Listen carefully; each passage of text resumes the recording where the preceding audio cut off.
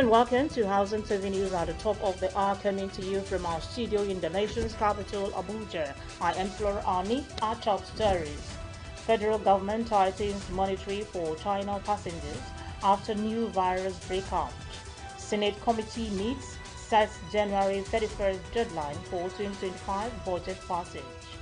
Economic and Financial Crimes Commission sacks 27 corrupt officers, probe $400,000 fraud complaint.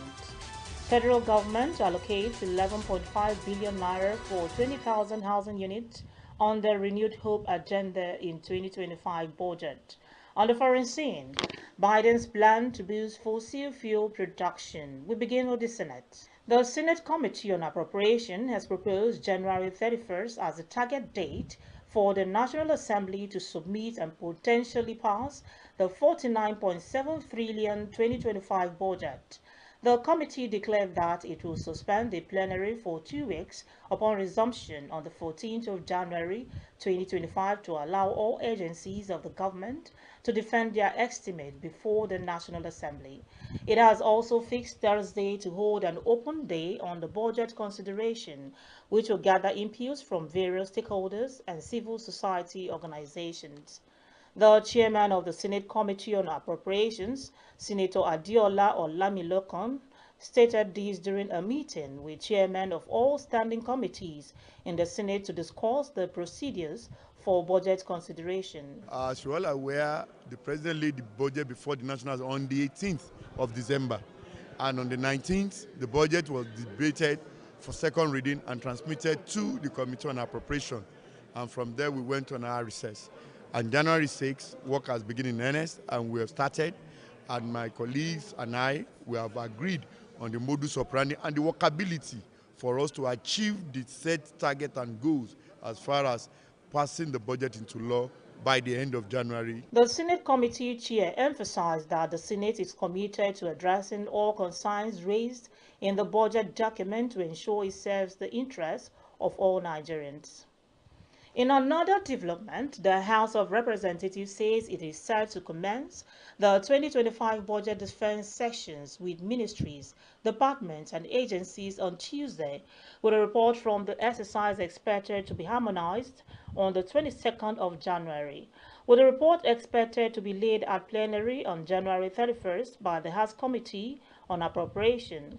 The chairman of the House Committee on Appropriations, Honorable Abubakar Kabiri Bishi, disclosed these in an interview with journalists after the inaugural meeting of the panel on Monday. We just had an inauguration meeting today for the 2025 appropriation bills, which you have been aware that the president has presented the budget to us. And by tomorrow, we'll start the budget defense by all the MDS. From tomorrow to the 17th, we are going to do budget defense, and we may likely harmonize by 22nd. But what's really by 31st, we can lay our reports. No, we are going to study the budget. All our committees will study the budget, and I believe the budget is for Nigerians. It's for our development, infrastructures, and other important things. And I'm sure Nigeria will be happy with it. Recall that on the 18th of December 2024, the President Bola Ahmed Tinubu presented the 49.74 trillion naira 2025 budget before a joint session of the National Assembly. The House also followed up by passing the budget through second reading on December 19, 2024, and referred it to the Appropriations Committee, with all standing committees as subcommittees for further legislative action. Away from the Senate to national matters, the federal government has announced the activation of surveillance measures for inbound passengers from China in response to a surge of the human metapneumovirus, a respiratory virus causing significant concern in the Asian nation. This decision, disclosed earlier in the week by the Nigerian Center for Disease Control and Prevention, aims to prevent the spread of the virus into the country. HMPV, which was led to overcrowded hospital and emergency measures in northern China provinces, has particularly affected children under 14 years. Neighboring countries, including Cambodia, Taiwan, and Hong Kong, have reported isolated cases and are closely monitoring the situation. China's health authorities have implemented preventive measures such as wearing masks, social distancing, and disinfection of public spaces to curb the spread. While HMPV is not new, it was first detected in Pakistan in 2001. Its recent surge has reignited global health concerns. The Economic and Financial Crimes Commission, in a statement on Monday, says it dismissed 27 of its officers last year for misconduct and fraudulent activities. The EFCC spokesman, Dele Oyewale, said the dismissals followed recommendations from the EFCC Staff Disciplinary Committee, which were ratified by the EFCC chairman, Ola Olukoyede. The anti-graft agency also said it was investigating a trending $400,000 claim of a yet-to-be-identified support staff of the EFCC against a sectional head. In addition, the EFCC issued a warning to the public about impersonators and blackmailers exploiting the name of its chairman to extort money from high-profile suspects under investigation to refrain from such acts or face the consequences. The FCT commander of the Nigerian Police Force has apprehended and paraded approximately 50 individuals suspected of engaging in vandalism and theft of public infrastructure, including manholes covers. Announcing the arrest, the FCT Commissioner of Police, Olatunji Disu, disclosed that the suspect targeted vital public assets such as manhole covers, vehicles, solar street lights, and construction materials like rods used for flyovers. He highlighted the grave risks this action posed to public safety and the city's infrastructure. The commissioner reaffirmed the command's dedication to safeguarding critical infrastructure, stressing that the police, in collaboration with other security agencies, will uphold a strict zero-tolerance policy against acts of vandalism and theft that endanger public safety and disrupt essential services. So the shortest near the total service station from NNPC is gone, as our officers are there and have been left to be there. Shortage behind the eyes, shortage hourly per total of accuracy has already gone the same way. We are going to identify areas where all these activities are taking place and we will do what is necessary. Some of the suspects confessed to their involvement in the crimes. The one in the person where you say so that they know say this is arrest me. So in the run. So I don't remember the 3 television and the 1 radio when I said the one I find. So how many televisions will you don't buy? It's 3. Yes, How much you buy? 350,000. Complete. Yes. You buy them and we carry them. From his house, carry it give me. Do they work for National Assembly? No. Why do they work? Now that place where we work, now that they do business. All these ones, where you don't buy, you don't know, you don't say that's some of Sure. Hey, I don't know. Now him say you get one TV. Like he give me, now I start working with it. As I start working with it, it comes spoil. So that's why I go carry another one and work. how much did you give Alaji? I want 30,000. No, now one time I give him 100,000 now, but I never complete 30,000 for him, and the sim comes spoil. Still now, yes, now I tell it for me 130,000. Now to Kogi State, where the decision of the state government to deprive students of registering unless they present a veritable tax clearance of their parents has sparked outrage in the state, with parents, human rights activists, and concerned educationists kicking against this policy. The state government had in late November last year issued a memo from the chairman of the Board of Internal Revenue Services, Sule Enehe, to schools in the state not to allow students who fail to present a verifiable tax clearance certificate from their parents to continue their education in the state. Reacting to the controversial policy, a Kogi-based legal practitioner and rights activist, Arome Udoma, has issued a pre-action notice against Kogi State's policy on parental tax clearance for students' registration, a fight for educational justice. Udoma, who is challenging the legality of the policy in a pre-action notice addressed to the governor of the state, Ahmed Usman Ododo, and the chairman of the Board of Internal Revenue Service, Laed Bare, the policy's flaws, branding it repugnant to national justice, equity, and good conscience. We'll take a pause here. News stories from the build sector are up next. Stay with us. Housing TV Africa, your first in housing development broadcasting.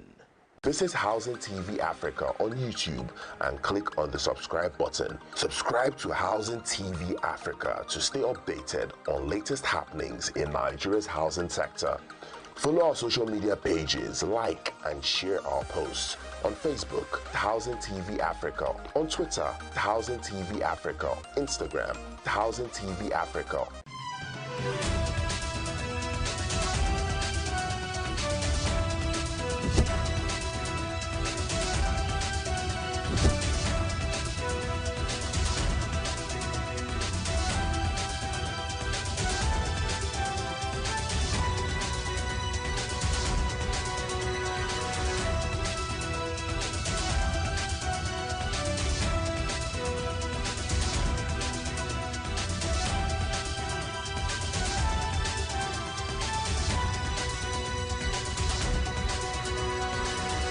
Welcome back. Glad to have you join us on Housing TV News at the top of the hour. Now to the build sector. The federal government has allocated 11.5 billion naira in the proposed 49.74 trillion naira budget for the 2025 fiscal year to construct 20,000 housing units under the Renewed Hope Agenda housing scheme. This allocation falls under the Federal Ministry of Housing and Urban Development's total budgetary allocation of 98,129,466,213 naira. Beyond the Renewed Hope Agenda scheme, an allocation of 3 billion naira for a prototype housing scheme in Suleja, Niger State, and Ikorodu, Lagos State, was included in the allocation under the Ministry of Housing and Urban Development. The project, which is ongoing, aims to address Nigeria's housing deficit by providing affordable housing solutions to citizens across the country. This substantial investment reaffirms the government's commitment to enhancing housing infrastructure and ensuring Nigerians have access to decent accommodation. The founder of Landmark Africa Group, Paul Onwanibe, has spoken about the devastating impact of the sudden demolition of Landmark Leisure Beach, which wiped out over $30 million investment and left thousands of lives disrupted. Onwanibe described the emotional and financial toll of the event, which took place with just 7 days' notice, while describing the essential part of Landmark Resort that was destroyed as leisure business, a significant part of our revenue and our physical infrastructure. Onwanibe revealed that the beach site has been acquired in 2006 for $17 million and further developed with a $30 million loan secured abroad. The demolition affected not only Landmark's ecosystem, but also the livelihoods of thousands, as over 1,000 employees and 50 small and medium enterprises were directly impacted. The Federal Capital Territory Administration, FCTA, said it has identified an iron smelting company, the Abuja Steel Company, as one of the alleged receivers of stolen manhole covers. Spokesman of the FCT, Minister Lere Olayinka, while giving an update on the development on Monday in Abuja, said the company is located along Abuja-Kaduna Road and exhibits of interest which have been recovered from the company are in the custody of the police. Recall that it was made public yesterday that arrests and recoveries were made by both the police and the NSCDC. The arrested persons are helping the security agencies with the useful information about the buyers of the vandalized infrastructure.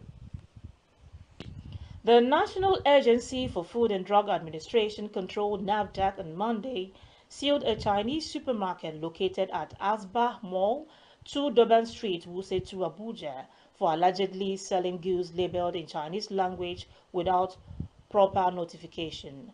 The agency's Director of Investigation and Enforcement, Shaban Muhammad, while speaking with newsmen after the exercise, said NAFDAC got credible information about the supermarket. He revealed that the information was that all the items being sold at the supermarket were labeled in Chinese language, which he said violates NAFDAC regulations.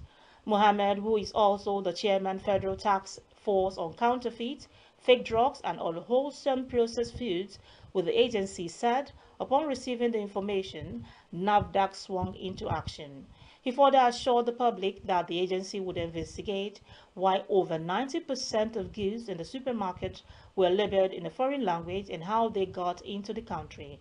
He added that some of the affected goods had expired and they were still on the supermarket shelves.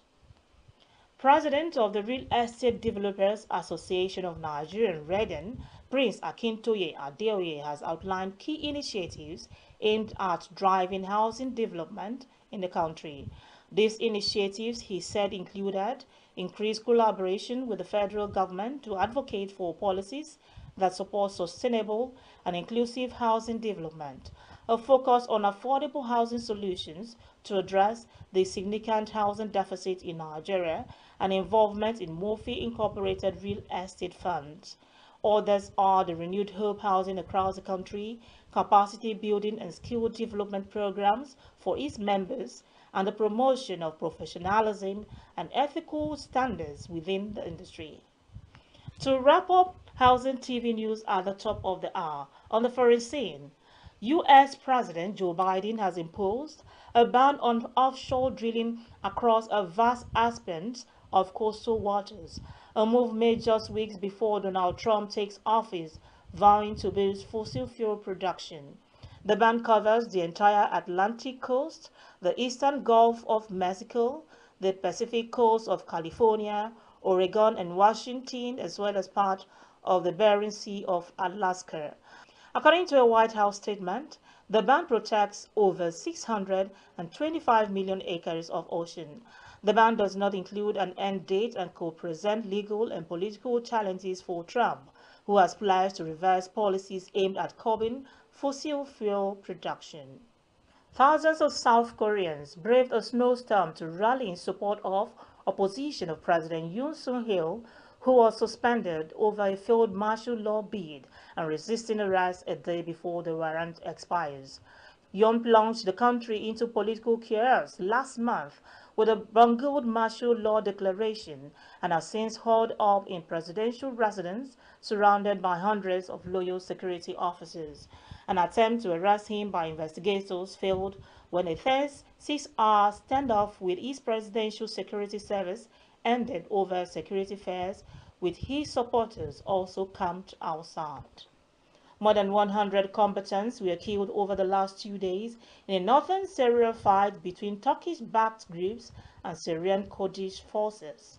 The fight, which began on the 3rd of January 2025, which saw clashes in several villages around the city of Manbij, have left 101 dead, including 85 members of pro-Turkish groups and 16 from the Kurdish-dominated Syrian Democratic Forces, the Syrian Observatory for Human Rights stated. Statement also detailed that the Syrian Democratic Forces noted it had repelled all attacks from Turkey's mercenary supported by Turkish drones and aviation. Turkish-backed factions in northern Syria resumed their fight with the Syrian Democratic Forces. At the same time, Islamist-led rebels were launching an offensive on November 27 that overthrew Syrian President Bashar al-Assad just 11 days later.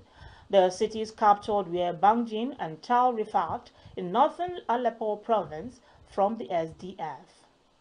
That's the most we can take on Housing TV news at the top of the hour. Before we go, a quick recap of our top stories. Federal government tightens monitoring for China passengers after new virus breakout.